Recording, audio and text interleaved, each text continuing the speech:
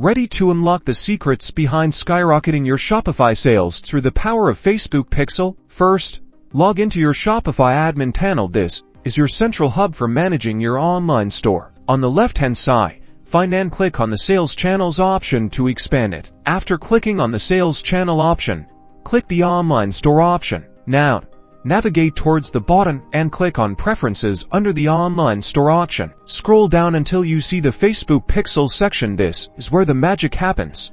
Hop over to your Facebook Ads Manager. You'll find this by logging into your Facebook account and searching for Ads Manager in the menu. Next, click on the menu icon represented by 9 dots and locate Events Manager. Locate your Pixel ID. It's usually a long string of numbers at the top of your Pixel overview page. Click to copy it to your clipboard. Return to your Shopify Preferences page and carefully paste your Facebook Pixel ID into the designated field. Finally, click the Save button to activate the connection, and that's it.